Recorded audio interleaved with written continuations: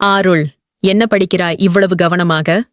மீனா, இன்று நான் திருமூலரின் திருமந்திரத்தில் உள்ள ஒரு பாடலை படித்தேன். அது என்னை ஆழமாக யோசிக்க வைத்தது. எந்த பாடல்? பாடல் 1655. அவவேடம். தவசிகள் போல பொய்யாக வேடம் அணிவது பற்றி. அப்படியா? என்ன சொல்லுகிறார் திருமூலர்? ஆடம்பரம் கொண்டு அடிசில் உண்பான் பயன், வேடங்கள் கொண்டு வெருட்டிடும் பேதைகால், ஆடியும் பாடியும் அழுதும் அரற்றியும் தேடியும் காணீர் சிவன் அவன் தாள்களே. இந்த பாடல் மிகவும் நேர்மையானதாக இருக்கிறது போல. ஆனால் விளக்கம் கொடு. திருமூலர் சொல்கிறார், சிலர் ஆடம்பரமான வாழ்க்கையை வாழ்கிறார்கள், இனிப்பான உணவுகளை உண்ணுகிறார்கள். ஆனால் அந்த செல்வம் எப்படி வருகிறது தெரியுமா? எப்படி? தவசிகள் போல வேடம் போட்டு, புனிதர்களாக நடித்து, மற்றவர்களை பயமுறுத்தி, பொய்யான வார்த்தைகளால் மயக்கி. இது இன்றும் நடக்கிறதே ஆருள்.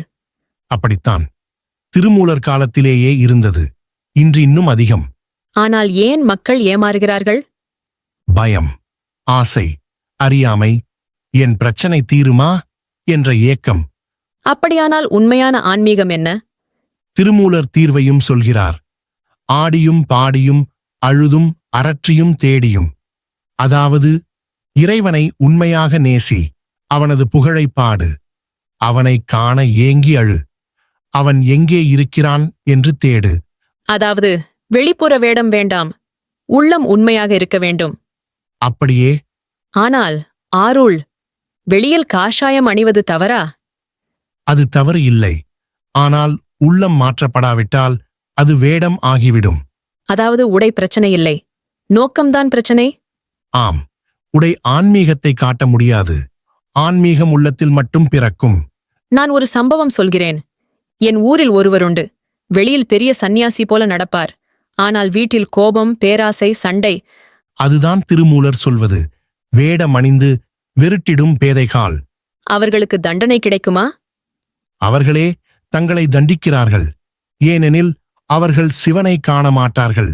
சிவனை காண வேண்டும் என்றால் என்ன செய்ய வேண்டும் தெரியுமா? என்ன? உண்மையாக தேட வேண்டும். நடனமாடுவது உடலால் மட்டும் இல்லை, உள்ளம் துள்ள வேண்டும். பாடுவது குரலில் மட்டும் இல்லை, ஆன்மா பாட வேண்டும். அழுவது கண்களில் மட்டும் இல்லை, உள்ளம் உருக வேண்டும். அப்படியான பக்தி சாத்தியமா? சாத்தியம், ஆனால் தன்னலம் இல்லாமல். ஆருள், சில சமயம் நான் கோவிலில் நிற்கும்போது அழவேண்டும் போல தோன்றுகிறது. அது பலவீனமா? இல்லை, அது அருள் தொடுதல். ஆனால் நான் யாரிடமும் காட்ட மாட்டேன். ஏன்? மக்கள் என்ன நினைப்பார்கள்? திருமூலர் சொல்வார், மக்கள் என்ன நினைப்பார்கள் என்று கவலைப்பட்டால் சிவனை காண முடியாது. அப்படியானால் இன்று முதல் என்ன செய்யலாம்? 3 விஷயம். பொய்யான வெளிப்புறத்தை தவிர்த்து, உள்ளத்தை சுத்தப்படுத்தி, சிவனை உண்மையாக அழைத்து. அவன் எங்கே இருக்கிறான்? அவன் எங்கேயும் இல்லை, அவன் எங்கும் இருக்கிறான். ஆனால் முக்கியமாக உன் உள்ளத்தில். அப்படியானால் சிவன் தாள்களை காண்பது என்றால்? அது வெளியில் காண்பது அல்ல, அது உண்மையை உணர்வது. அது அகங்காரத்தை விட்டு விலகுவது. அது அன்பாக மாறுவது. ஆடம்பரம் இல்லாமல், வேடமில்லாமல், அன்பு மட்டும். ஆம், அன்பே சிவம். ஆருள், அங்கே என்ன கூட்டம்? போய் பார்ப்போமா? என்னை தரிசித்தால் உங்கள் பாவங்கள் தீரும். நான் இமயமலையில் தவம் செய்தவன். சுவாமியே, என் மகனுக்கு வேலை கிடைக்குமா? பூஜை செய்ய வேண்டும். 5000 ரூபாய் கொடு. ஆருள், இது. ஆம், திருமூலர் சொன்னது இதுதான். ஆனால் அவன் உண்மையானவராக இருந்தால்? உண்மையானவர் பணம் கேட்பாரா? அவன் சொல்வது அன்பா அல்லது பயமா? பயம்தான். அதுதான் சின்னம். சுவாமியே, நான் என் சேமிப்பு எல்லாம் உங்களுக்கு கொடுத்தேன். என் மகள் இன்னும் நோயில்தான் இருக்கிறாள். உன் பக்தி குறைவு, இன்னும் பூஜை செய்ய வேண்டும். இது தவறு. ஆம், இதுதான் வேடம். சுவாமி, ஒரு கேள்வி கேட்கலாமா? கேள்வி. சிவனைக்கான பணம் தேவையா? அது பூஜைக்கு. திருமூலர் சொல்கிறார், ஆடியும் பாடியும் அழுதும் தேடினால் சிவன் தாள்களை காணலாம் என்று. நீ யார்? என்னை சோதிக்கிறாய்? நான் யாரும் இல்லை, ஆனால் உண்மை யாருக்கும் சொந்தமில்லை. ஆருள், நான் இப்போது அந்த பாடலை உணர்கிறேன். எப்படி? அவன் வேடமணிந்தவன், ஆனால் உள்ளம் வெறுமை. அதுதான். தொலைவில் ஒரு வயதான சாதுவை காண்கிறார்கள். அவர் மரத்தடியில் அமைதியாக அமர்ந்திருக்கிறார்.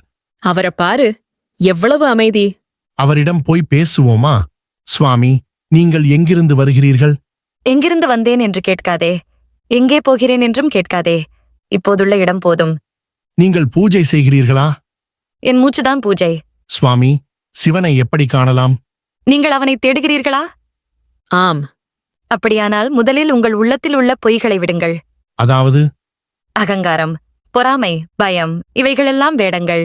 நாங்கள் இன்று ஒரு போலி சந்நியாசியை பார்த்தோம். போலி சந்நியாசி வெளியில இருக்கலாம், ஆனால் உண்மையான பிரச்சனை உள்ள இருக்கும் போலி சந்நியாசி. அது என்ன? நாம் நல்லவர்கள் போல நடிப்பது, ஆனால் உள்ளத்தில் கெட்ட எண்ணங்கள். திருமூலர் என்ன சொல்கிறார் தெரியுமா? ஆடியும் பாடியும் அழுதும் தேடினால் சிவன் தாள்களை காணலாம். அது வெளியில் ஆடுவது அல்ல, உள்ளம் ஆட வேண்டும். அது குரலில் பாடுவதல்ல, ஆன்மா பாட வேண்டும். அது எப்படி? அன்பு வந்தால் தானாக வரும். நீங்கள் இருவரும் கண்களை மூடுங்கள். உங்கள் உள்ளத்தில் சிவனை அழைக்கவும். என் மார்பில் ஒரு வெப்பம் போலிருக்கிறது. என் மூச்சு மெதுவாகி வருகிறது. அவன் வந்துவிட்டான்.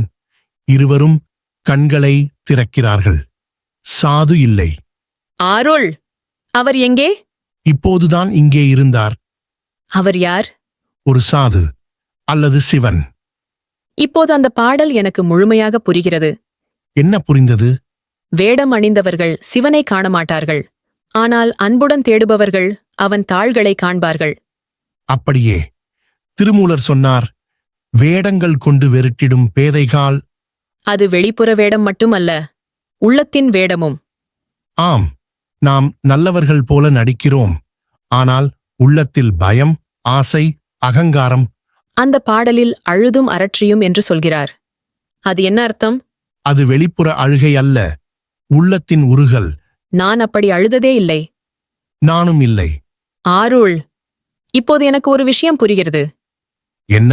சிவனை காணும் பாதை கோவிலில் தொடங்கலாம், ஆனால் உள்ளத்தில் முடிகிறது. அதுதான் திருமூலரின் உண்மை. ஆடம்பரம் கொண்டு அடிசில் உண்பான் பயன். வேடங்கள் கொண்டு வெருட்டிடும் பேதைகால். ஆடியும் பாடியும் அழுதும் அரற்றியும் தேடியும் காணீர் சிவன் அவன் தாள்களே.